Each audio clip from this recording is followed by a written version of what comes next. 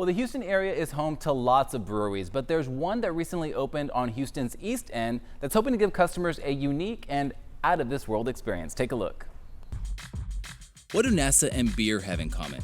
These guys, Ben, Michael, Thomas, and David, they're the owners of True Anomaly Brewing Company in Houston's East End. They've been open for a few months, but this all actually started a long time ago. So about 15 years ago or so, we all met interning down at NASA. Most of us straight out of college. This was our first, official kind of jobs. Like lots of guys their age, they enjoyed beer. So much so, they got a home brewing kit and started making their own batches in their garage. Year after year, you start, this hobby turns into more of a passion, which turns into more of a craft, a true craft of really kind of honing in your skill sets. Eventually, they started to learn more from a friend of theirs who had just opened the Buffalo Bayou Brewing Company, even partnering with him on a few limited releases. And really that was the kind of jumping kind of off start where we got to really do that with them. The next few years were filled with balancing their NASA jobs while coming up with their business plan.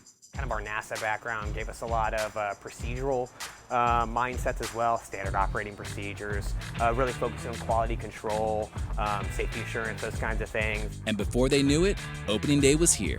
We really worked hard to put our best foot in front of us, really worked diligently on the recipes that we kind of initially came forward with. A lot of these we've been test batching for years. True Anomaly lets customers try their beers in their tap room and focuses on things like how you're tasting the beer, the tasting notes that we're providing you, making sure the lines are clean, clear, pouring correctly, that the customer service there is the first foremost, and you're having a quality experience. Now, while only 2 of the 4 guys had left their full-time jobs at NASA, they didn't leave it totally behind. Obviously, we pulled a lot of that into the field here. If you'll look around the tap room, we have a lot of space, kind of memorabilia or aesthetics that translate into here. And as for their hopes for the future? I really hope that the general public looks at us as a brewery that helps improve the quality of Houston beer. And to that, we say cheers. Well, it is Thirsty Thursday, so this is so appropriate. Look who stopped by to give us a swig of their out-of-this-world beer. That's right. It's the owners of True Anomaly Brewing Company, Michael and Thomas. They're here to join us today, so thank you guys for coming. Yeah. Pleasure for having us. Yeah. All right. Thanks for So having us. tell us what we got going on here. Sure thing. So we brought a selection of beers that we really feel are a good representation of what we're trying to bring to the Houston market. We have some sours here. The first 2, Moonbow, which is a, I'll let Tom explain. It's American Wild Ale. He'll start pouring it for us. Moonbow's our American Wild Ale. It's got peaches and it's also dry hop with some hops. So these are some of the styles that are a little bit more obscure, a little bit more out there. As we were talking about, kind of trying to get some more of the Houston community into sours and wild ales. Gotcha. Our second one here is called Truffula.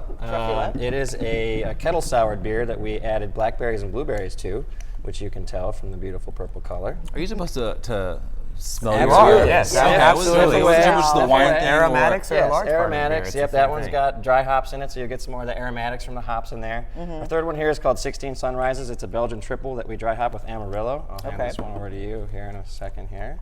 Well, I'll just smell it because I'm the non-drinker of the group. Okay, but all my that's friends fine. drink, so I I totally- learn about this so I know what to serve. And finally, here we have Spots Park.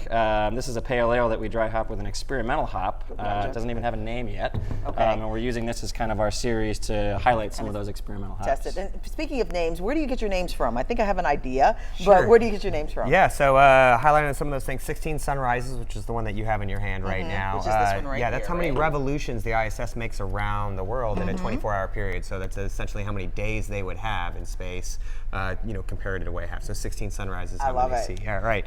So obviously we pull from the space theme a little As bit well there. you should. We try to give a gentle nod to where we came from and really help inform the general Houston community a little bit more about the space program here in Houston. I love that. While at the same time doing a lot of exploration and experimentation of our own in the brew world. That is so cool. Well, there was another one called Spots, and you told me something about Yeah, so is Spots Spots Park Park over here. right here, And, yes. we do an experimental park series, and a part of that we try to highlight some of the parks. I know y'all did a little segment earlier about the parks. So Spots is another park here. I think we joke that it's maybe the only hill in Houston. If you've ever been there, it's kind of a large thing. So, but we use experimental hop here. We're going to continue doing that for a whole park series. So we'll try to highlight Tranquility Park, Levy Park, some of the things that you heard earlier. That's cool. That coordinate with a particular hop. Question for you, and people probably have this question all the time. How long does it actually take to brew something like this? Sure, yeah. So the day of the brew, it takes about 5 or 6 hours. We take water that we filter and put through an RO system, reverse osmosis.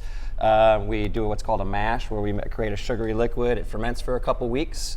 We move it into a tank called the Bright Tank, and we carbonate the beer. That can take a few days. So it can take anywhere from 3 to 4 weeks to get a full to beer into the bottle. And with so many breweries out there, how do you distinguish yourself between all these others? Because I mean, you know, there's competition out there, but you guys are a little different. Yeah, so it's this niche that I was telling you before. I think the wild sour ales, which actually do take a little longer. Correct. These beers here took 3-4 months or so. The longer aged, barrel aged beers actually take anywhere from 6 to 12 months plus that. So that's really where we're going to try to put our stamp in the Houston market, being Houston's wild sour house. Well, you say how long it takes, how much is made during that process. We are on what's called a 10-barrel system, and for whatever reason, a barrel in the brewing industry is 31 gallons. So we're making about 310 gallons of beer at a time. Wow. Okay. And that's why everybody showed up behind the scenes. Yeah. Our bosses are here. I think they're about to sample in just a share. second. That's right. I love it. So we can always get more information by hitting your website, TrueAnomalyBrewing.com, and also check it out by going by, right? Yeah, we'd be happy to have you. Awesome. Absolutely. Houston's East End, thank you for coming by. Yes. You got a few more our sampler pleasure, our glasses pleasure. here? Yeah, we're not taking any of this home. You guys wanna come for a the sample? boss is here. He's going to try some. We'll be right back with a lot more when we come back. Stay with us.